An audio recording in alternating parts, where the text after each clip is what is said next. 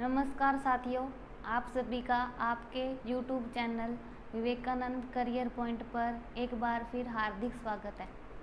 कल अपने पिछली जो क्लास थी उसमें पढ़ा था पौधों के बाग। क्या पढ़ा था? पौधों के बाग। पौधों के बाग कितने थे? पौधों के भाग पढ़ा था। उसमें कितने पार्ट थे? 3 पार्ट थे। पहला था आकार, दूसरा था आयु,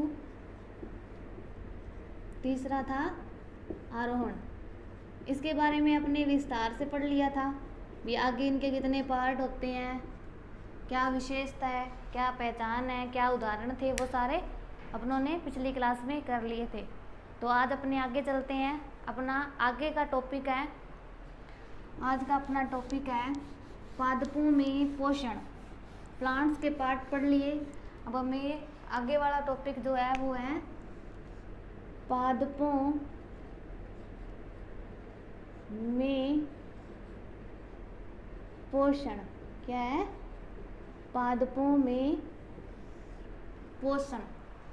तो इसमें क्या है, जब हम भोजन करते हैं तो उस या मतलब खाना खाते हैं तो हमने क्या देखते हैं, जब भोजन करेंगे, खाना खाएंगे तो उसमें बहुत सारी चीज़ें मिली होगी। क्या होगी? उसमें बहुत सारी चीज़ें मिक्स की होती है ना, जैसे कि दाल होगी, सब्जी होगी, रोटी होगी। अलग अलग प्रकार का भोजन खाएंगे तो उसमें बहुत सारी चीज़ें अलग अलग प्रकार की होंगी।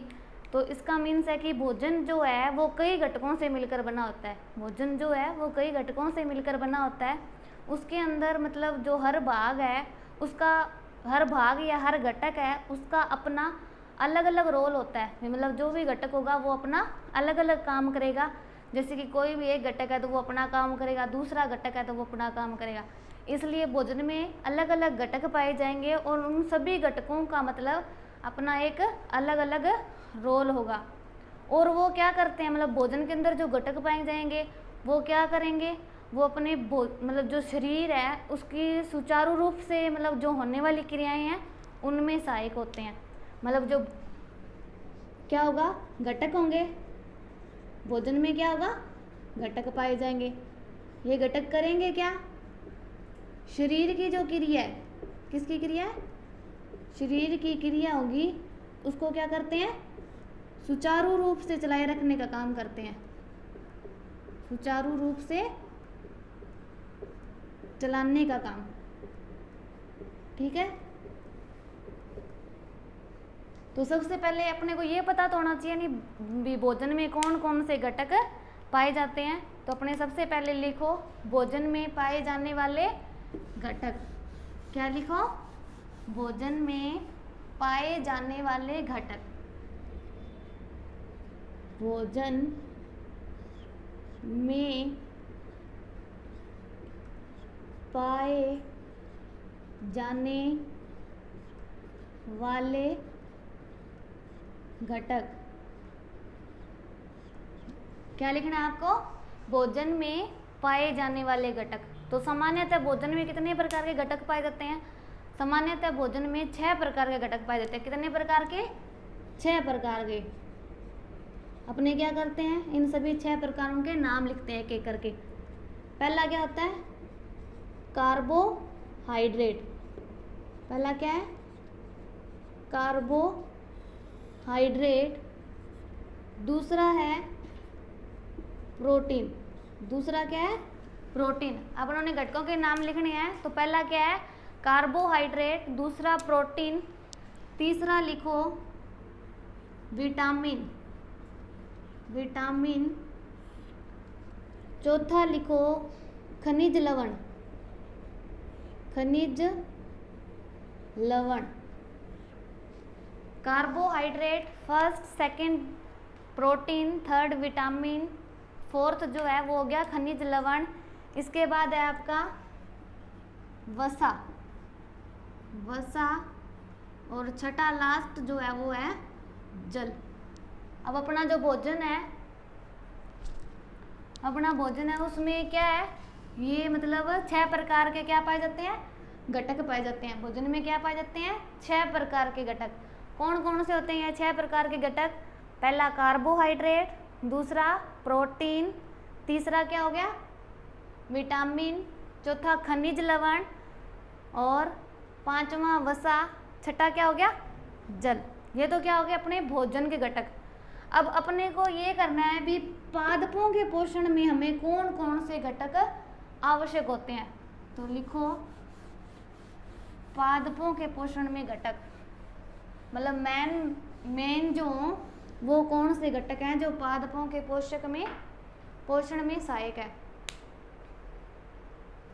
अब आपको लिखना है मतलब जो भी ये घटक हैं इन्हें अपने पोषक भी कह सकते हैं। पोषक कैसे कहते हैं, क्योंकि इनसे हमें पोषण मिल रहा है जो कि हमें शरीर की सारी क्रिया करने में सहायक है। तो इसे अपने जो भोजन के घटक हैं उन्हें आप पोषक तत्व या पोषण भी कह सकते हैं। तो आप आगे लिखो पादप में पोषक पदार्थ, पादप में पोषक पदार्थ या घटक, पोषक पदार्थ या घटक कह लो। तो पादपों में कौन कौन से जरूरी होते हैं, तो लिखो जल,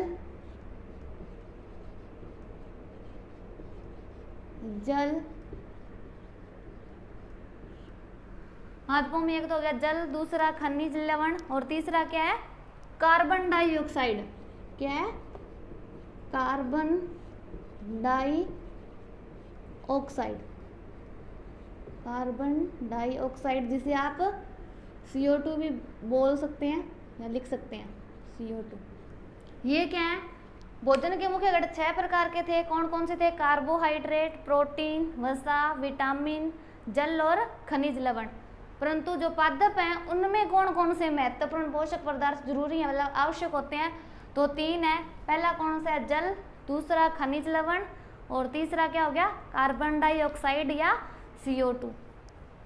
तो अब ये तो हो गए पोषक पदार्थ। अब जैसे ये पोषक पदार्थ हैं तो इनका शरीर में मतलब कोई ना कोई काम तो होगा। जैसे भोजन का अपने शरीर में हर चीज़ में किसी न किसी रूप में काम है, मतलब उसका अपना अलग अलग रोल है। मतलब जितने प्रकार के घटक पाए जाएंगे वो उतने प्रकार का अपना अपना रोल दिखाएंगे। उसी प्रकार पादपों के जो पोषक तत्व हैं उनका भी तो अपना अलग अलग रोल होगा। तो जैसे लिख लो पोषक पदार्थों के मुख्य कार्य, पोषक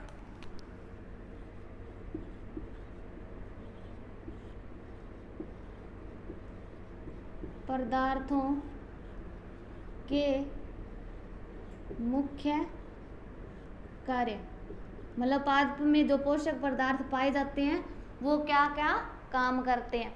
मतलब पादप में जितने भी जो पोषक पदार्थ पाए जाएंगे वो क्या क्या काम करेंगे। तो पहला काम है शरीर में वृद्धि करना, शरीर में वृद्धि, शरीर में वृद्धि, मतलब जो पोषक तत्व है वो किस रूप में सहायक है। पहला तो होगा शरीर में वृद्धि, दूसरा आपको करना है शरीर या पादप के शरीर या पादप के क्षतिग्रस्त भाग, मतलब क्षतिग्रस्त भाग मतलब जैसे कि कोई चोट लगी हो या कोई रोग लग गया हो, कोई टूट गया हो आधा, वह भाग क्षतिग्रस्त भाग के रख रखाव हेतु, के क्षतिग्रस्त भाग के रख रखाव में। तो पहला अपना क्या है, शरीर में वृद्धि, पहला क्या है शरीर में वृद्धि, और दूसरा क्या है जो क्षतिग्रस्त मतलब शरीर या पादप का जो भी क्षतिग्रस्त पार्ट है उसके रख रखाव में क्या है, ये पोषक तत्वों का काम है, मतलब उनका रख रखाव करना। शरीर में वृद्धि और दूसरा हो गया रख रखाव। तीसरा लिखो जैविक प्रक्रम के लिए, जैविक प्रक्रम के लिए, प्रक्रम के लिए। जैविक प्रक्रम का क्या मतलब होता है, मतलब जीव जो भी क्रिया करते हैं, मतलब जीव जो भी क्रिया करते हैं उसमें जो भी ऊर्जा की आवश्यकता होती है वो किसके द्वारा है, वो इसी भोजन के द्वारा मिलती है। अपने जो यही पोषक तत्व है इन्हीं के द्वारा, मतलब जैविक क्रिया मतलब जीवों में जीव जो भी ऊर्जा मतलब क्रिया करें, जीव जो भी ऊर्जा की आवश्यकता के लिए, जो भी ऊर्जा की आवश्यकता के लिए आवश्यकता के लिए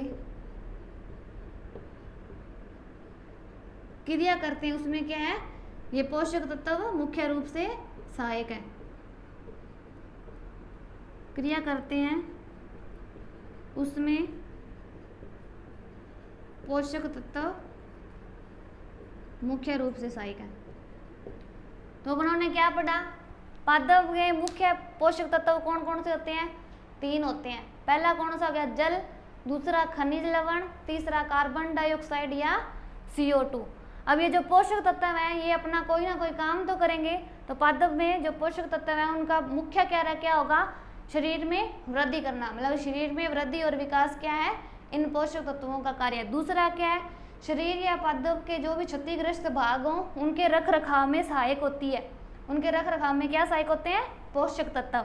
तीसरा है मतलब जैविक प्रक्रम के लिए, मतलब जीव है जो क्रिया करने के लिए उन्हें ऊर्जा की आवश्यकता होती है। मतलब जीव जो कोई भी जीव हो वो कोई भी मतलब क्रिया करेगा तो उसके लिए उसे ऊर्जा की आवश्यकता होती है। ये वो ऊर्जा अपने कहाँ से मिलती है, भोजन से। और भोजन में क्या है, पोषक पदार्थ पाए जाएंगे ना। हाँ, यहाँ तक हो गया। इसके बाद आगे लिखो आप, पोषण का क्या मतलब है। पोषण क्या होता है,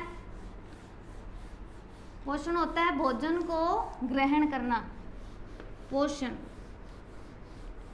भोजन ग्रहण करना, पोषण भोजन ग्रहण करना क्या हो गया, पोषण हो गया। अब आपने जैसे भोजन को ग्रहण करेंगे तो इसका यूज कैसे करेंगे, कैसे किया था आपने पोषक तत्वों का यूज भोजन का ग्रहण करने में, वृद्धि के लिए, क्षतिग्रस्त जो पार्ट्स हैं उनके रख रखाव के लिए, और तीसरा था ऊर्जा की आवश्यकता की पूर्ति के लिए। उसके लिए आपने किसका उपयोग किया था, पोषक पदार्थों का। अब आगे अपने वर्गीकरण के आधार पर, वर्गीकरण के आधार पर पोषण कितने प्रकार का होता है। वर्गीकरण के आधार पर पोषण के प्रकार, पोषण के प्रकार। वर्गीकरण के आधार पर क्या करना है अपने को, पोषण के प्रकार लिखने हैं। तो पहला लिखो स्व पोषण या स्वपोषी। ये तो अपने आप में ही बता रहा है, ये मतलब क्या चीज होगी। स्व का मतलब क्या होता है, आप, और पोषण का मतलब भोजन। बताया था ना अभी, पोषण का मतलब क्या था, भोजन ग्रहण करना। तो स्वपोषी में क्या होगा, ये अपना भोजन जो खुद बनाते हो, अपना भोजन जो स्वयं बनाते हो। लिख लो, स्वपोषी में क्या होगा, अपना भोजन स्वयं बनाते हो, स्वयं बनाते हो। उदाहरण में आप क्या दे सकते हैं, पादप। क्या दे सकते हैं, पादप। आपने देखा होगा पादप अपना भोजन स्वयं बनाते हैं ना, प्रकाश संश्लेषण की क्रिया में पादप अपना भोजन स्वयं बनाते हैं। दूसरा है विषम पोषण। दूसरा क्या है, विषम पोषण। अब इसमें विषम आ गया तो आप समझ जाओगे, इसके अगेंस्ट होगा। इसमें क्या होता है कि अपना भोजन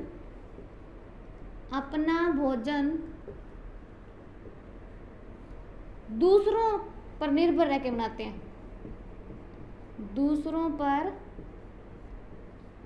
निर्भर रहकर बनाते हैं। क्या हो गया, दूसरों पर निर्भर रहकर बनाते हैं। तो क्या था, पोषण आपको मैंने बताया था किसे बोलते हैं, भोजन ग्रहण करना।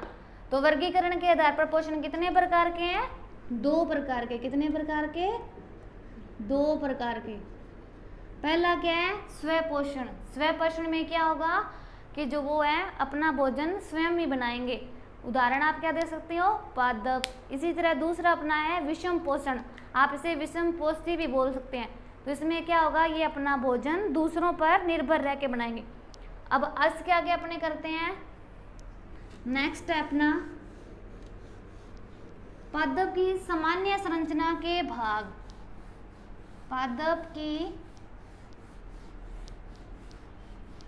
की ये तो क्या था, उन्होंने पोषण के बारे में बता दिया, भी कैसे कैसे पोषण ग्रहण करते हैं। अब अपने सीधा लिखो पादप की सामान्य संरचना, मतलब ये पोषण पौधे के प्रत्येक भाग तक कैसे पहुंचेगा। पादप की सामान्य संरचना में उसके भाग कितने हैं, सामान्य संरचना में भाग या पार्ट कितने पार्ट्स हैं, 3 पार्ट्स। जड़, तना और पत्ती। मुख्यतः पादप में ये 3 भाग ही होते हैं, जड़, तना और पत्ती। ये पादप के क्या हो गए, मुख्य भाग हो गए। तो इनका अपना काम है, मतलब ये जो पोषक तत्व हैं उन्हें ग्रहण करके पादप के प्रत्येक भाग तक पहुंचाते हैं। तो कैसे पहुंचाते हैं, लिखो अपने। जड़, जड़ का क्या काम है, पहला लिखो जड़। जड़ क्या करती है, यह जमीन के नीचे का भाग है। कहाँ का है, जमीन के नीचे का भाग। देखा होगा आपने, जड़ जमीन के नीचे होती है ना, नीचे का भाग। इसका काम क्या है, जल और खनिज लवण का अवशोषण करना। काम क्या है इसका, काम जल और खनिज लवण, जल और खनिज लवण का अवशोषण करना, अवशोषण करना। क्या हो गया, अपने पादप की सामान्य संरचना में कितने पार्ट हैं, पादप के 3 पार्ट हैं। पहला कौन सा है, जड़, दूसरा तना, तीसरा पत्ती।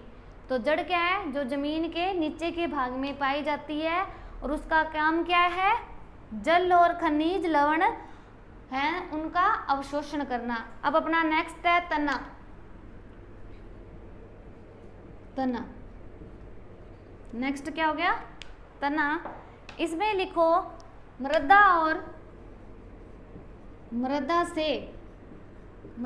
से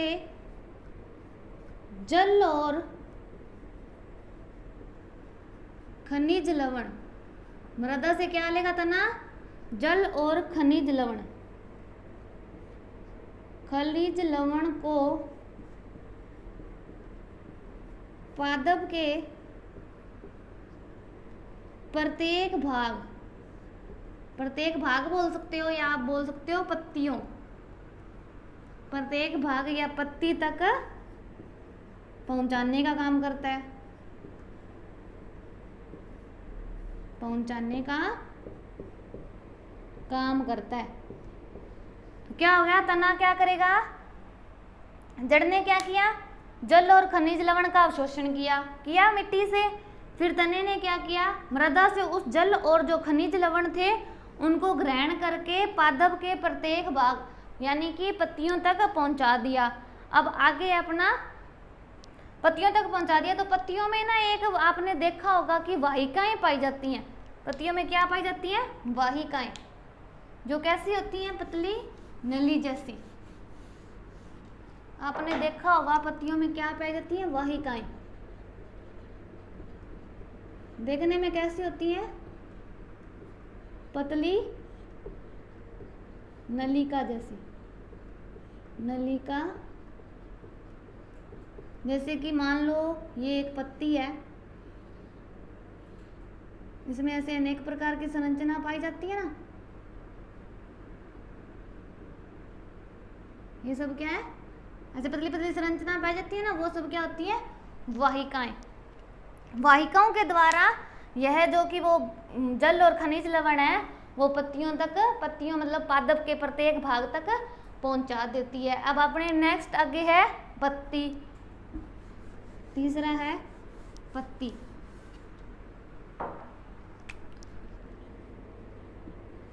पत्ती क्या बोलते हैं उसे, लीफ। इसे क्या बोला जाता है पत्ती को? भोजन की फैक्ट्री। इसे भोजन की फैक्ट्री भी कहते हैं। भोजन की फैक्ट्री या भोजन की फैक्ट्री या इसे पादप का रसोई घर भी कहा जाता है। पादप का रसोई घर क्यों कहा जाता है? क्योंकि जो जड़ थी उसने क्या किया? जल और खनिज लवणों का अवशोषण किया। उसके बाद क्या? तने ने क्या किया? जो मृदा से जल और खनिज लवण थे उनको ग्रहण किया और वाहिकाओं के माध्यम से, वाहिकाएं जो क्या थी? पतली एक नलिका जैसी संरचना होती है, नलिका जैसी संरचना लिख लो। उनके माध्यम से उन्होंने क्या किया? पौधे के प्रत्येक भाग तक जो पोषक तत्व थे उनको पहुंचाया। फिर आगे है पत्ती। पत्ती क्या है? इसे भोजन की फैक्ट्री और रसोई घर भी कहते हैं। मतलब जो पोषक तत्व यहाँ तक आए उन्हें पत्ती स्टोर करके आवश्यकता अनुसार पादप को देती है, जिससे कि फल फूल इन सभी का निर्माण होता है। तो धन्यवाद। आज की अपनी क्लास में इतना ही था। आगे का टॉपिक अपने अपनी नेक्स्ट क्लास में करेंगे।